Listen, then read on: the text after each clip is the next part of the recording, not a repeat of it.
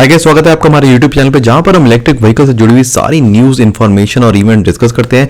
मैं रोज रेगुलरली यहां पे आता हूं और इलेक्ट्रिक व्हीकल से जुड़ी हुई खबरें शेयर करता हूं। तो प्लीज़ प्लीज़ प्लीज़ सब्सक्राइब करना इस चैनल को अगर आप इलेक्ट्रिक व्हीकल इकोसिस्टम से जुड़ी हुई सारी न्यूज़ से अपडेटेड रहना चाहते हैं।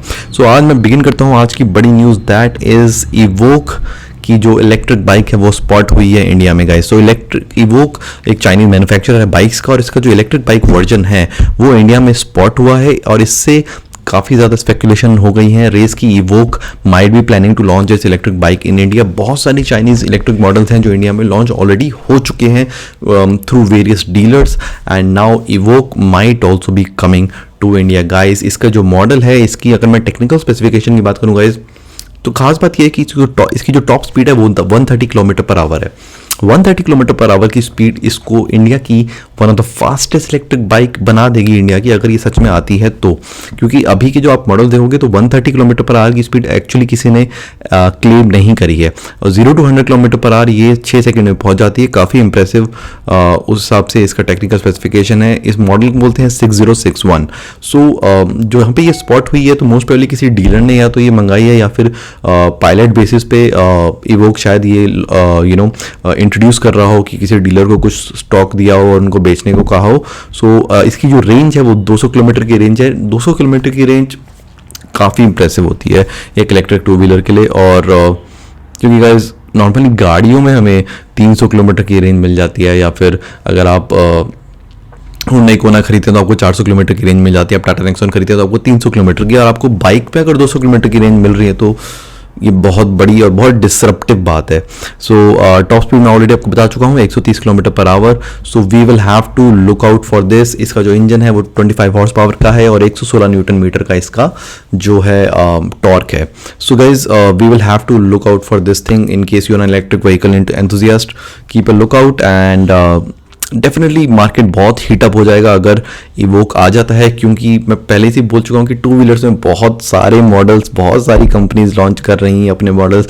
जो ट्रेडिशनल कंपनीज हैं हीरो, बजाज, वो भी लॉन्च कर रही हैं और जो नई नई कंपनीज है, डीलरशिप्स हैं, वो भी अपने मॉडल्स लॉन्च कर रहे हैं। कुछ लोग चाइना से इंपोर्ट करके रीब्रांड करके बेच रहे हैं। सो टू व्हीलर मार्केट अभी बहुत ज़्यादा हॉट है, बहुत बाइक और स्कूटर के लिए। तो डेफिनेटली इवोक के आने से भी काफ़ी ज़्यादा डिसरप्शन आने वाला है।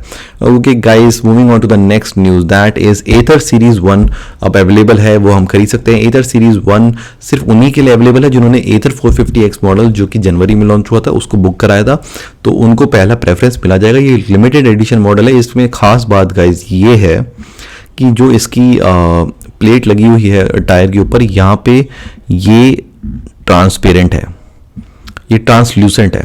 So that is one big thing about this Ather series 1 model. So that is important and this might be first in India, यानी कि इंडिया में पहली बार शायद ऐसा कोई मॉडल होगा जिसकी ट्रांसल्यूसेंट बॉडी हो पार्शियली।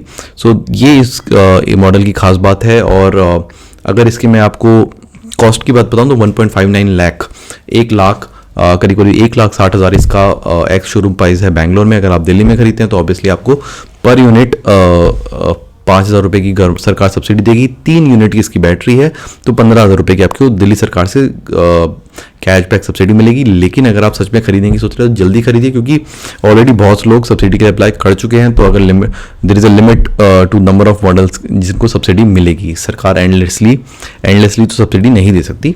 तो please go ahead and buy this model. लेकिन ऑब्वियसली अगर आपने जनवरी में एथर 450X के लिए अप्लाई किया था तभी। सो 8 हॉर्स पावर का इसका इंजन है और 26 न्यूटन मीटर का इसका टॉर्क है। सो गाइज ये हैं इसकी टेक्निकल स्पेसिफिकेशन और मैं आपको बता चुका हूँ कि इस मॉडल में खास बात क्या है।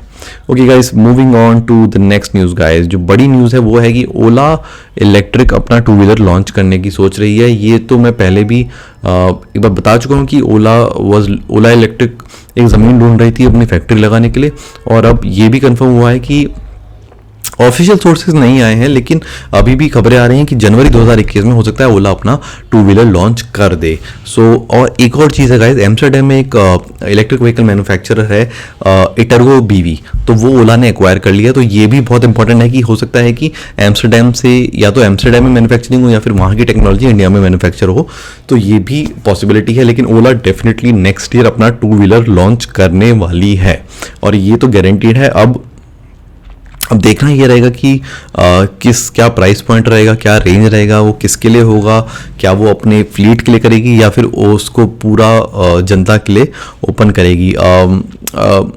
एज आई अगेन सेड, मैंने पहले भी बोला कि टू व्हीलर्स में बहुत सारे प्लेयर्स आ रहे हैं, क्योंकि टू व्हीलर और थ्री व्हीलर ये तो ऐसे मार्केट हैं जहाँ पर इलेक्ट्रिक व्हीकल की कॉस्ट अब इंटरनल कंबशन इंजन की कॉस्ट को मीट कर गई है और कहीं कहीं क्रॉस कर गई है। यानी कि अगर आपकी थ्री व्हीलर की बात करूँ तो 4 रुपये पर यूनिट में आपकी गाड़ी चलती है, 4 रुपये पर 4 किलोमीटर पर पर रुपये आपकी गाड़ी चलती है। बट यहीं पे आपकी गाड़ी 0.5 पड़े नहीं गाइस, आपको 4 रुपीज़ पर किलोमीटर कॉस्ट पड़ता है एक नॉर्मल पेट्रोल, एक नॉर्मल डीजल थ्री व्हीलर में। लेकिन आपको वही चीज़ एक इलेक्ट्रिक थ्री व्हीलर में 0.5 रुपीज़ पर यूनिट पड़ती है, तो 0.5 रुपीज़ पर किलोमीटर पड़ती है। तो डेफिनेटली बहुत ज़्यादा कॉस्ट जो है अब क्रॉस हो रही है इलेक्ट्रिक व्हीकल टू व्हीलर और थ्री व्हीलर में। गाड़ियों में अभी भी इलेक्ट्रिक गाड़ी की टोटल कॉस्ट ऑफ ओनरशिप ज़्यादा पड़ती है, इसलिए शायद लोग नहीं खरीद रहे हैं। और ऑब्वियसली रेंज एंजाइटी तो है ही, लेकिन टू व्हीलर और थ्री व्हीलर दो ऐसी जगह हैं जहाँ पे क्लियर हो चुका है कि भाई इलेक्ट्रिक गाड़ी खरीदना is better than for petrol और डीजल गाड़ी खरीदना, and definitely for commercial vehicles. So guys, this was the important news about Ola. Moving on to the next announcement, Nitin Gadkari जो कि हमारे ट्रांसपोर्ट मिनिस्टर हैं, उन्होंने एक सेशन किया था guys, and 9th edition of auto serve 2020 में उन्होंने ये एक ऑनलाइन कॉन्क्लेव हुआ था जहाँ पे उन्होंने कुछ अनाउंसमेंट्स करी है। उन्होंने ये कमिट किया है कि जितने हमारे पास 70,000 पेट्रोल पंप है देश में, हर पेट्रोल पंप पे एटलीस्ट एक चार्जिंग कियोस्क होना चाहिए। ये बहुत इंपॉर्टेंट गाइज कि गवर्नमेंट भी इसके लिए सपोर्ट करे और पेट्रोल पंप ओनर्स जो है उनको भी इस चीज़ के बारे में सोचना पड़ेगा। अगर पेट्रोल पंप पे चार्जिंग स्टेशन लग जाता है, लोगों की जो रेंज एंजाइटी है वो खत्म हो जाएगी और लोग इलेक्ट्रिक व्हीकल्स खरीदने लग जाएंगे डेफिनेटली। सो हर पेट्रोल पंप पे एक चार्जिंग स्टेशन तो लगना ज़रूरी है। लेकिन अब बात उठती है कि पेट्रोल पंप पे अगर आप चार्जिंग स्टेशन लगाते हैं गाइज, यहाँ पे हल्का सा रिस्क हो जाता है, क्योंकि पेट्रोल पंप में बहुत सारा डीजल और पेट्रोल स्टोर्ड होता है। अगर आप एक डीसी फास्ट चार्जिंग स्टेशन लगा रहे हो जो बहुत ज़्यादा करंट और बहुत ज़्यादा हीट प्रोड्यूस कर रहा है, तो हल्का सा यहाँ पे रिस्क हो जाता है। तो इंडिया का एक एक्ट है, इंडियन एक्सप्लोजिव्स एक्ट, उसके अंतर्गत आपको देखना पड़ेगा कि हम ये चीज़ कर पा रहे हैं या नहीं। तो सरकार को थोड़ा इसके अलॉन्ग रेगुलेशंस बनाने पड़ेंगे, जिससे कि पेट्रोल और डीजल जो वहाँ पे स्टोर्ड है वो भी सेफ रहे और चार्जिंग स्टेशन भी लग जाए। बट डेफिनेटली आई थिंक कि बाइक चार्जर जो कि छोटे मोटे चार्जर्स हैं 3 किलोवाट 7 किलोवाट, वो तो डेफिनेटली पेट्रोल पंप्स को अब लगवा लेने चाहिए। ओके गाइस, सो ये अनाउंसमेंट नितिन गडकरी ने किया था और उन्होंने ये भी बोला कि मैं चाहता हूँ कि 5 सालों में इंडिया ऑटोमोबाइल मैन्युफैक्चरिंग हब बन जाए। सो ये अनाउंसमेंट्स कुछ हुए। बहुत अच्छी बात है कि इंडियन गवर्नमेंट काफ़ी ज़्यादा सपोर्ट कर रही है गाइस इलेक्ट्रिक व्हीकल्स को। मैं रोज़ यहाँ पे डिस्कस करता हूँ, तो कोई ना कोई पॉलिसी कभी ना कभी डेली आती ही रहती है। Moving on to the next news guys, ये इंटरनेशनल पीस ऑफ न्यूज़ है। यूनाइटेड किंगडम ने एक बहुत बड़ा अनाउंसमेंट किया है और हमें इससे सीखना भी चाहिए कि 2030 तक वो पेट्रोल और डीजल की गाड़ियों की सेल बंद कर देंगे, पूरी बंद कर देंगे। मतलब ये भी नहीं कि 30% 40%, पूरी की पूरी बंद कर देंगे। ये उनकी $12 बिलियन यूरो का जो ग्रीन एजेंडा है उसका हिस्सा है। उसमें 1.3 बिलियन उन्होंने चार्जिंग स्टेशन के लिए रखा है और इसी एजेंडा में उन्होंने पेट्रोल और डीजल कार को 2030 तक अनाउंस कर दिया है कि कोई नहीं बिकेगी। तो बहुत बड़ा अनाउंसमेंट है। इसका मतलब लोग क्यों खरीदेंगे जब 2030 के बाद बिकना ही बंद हो जाएगी। तो आई डोंट थिंक कि 2025 के बाद कोई खरीदेगा, कि भाई जब सर्विसिंग ही नहीं होगी, रीसेल ही नहीं होगी।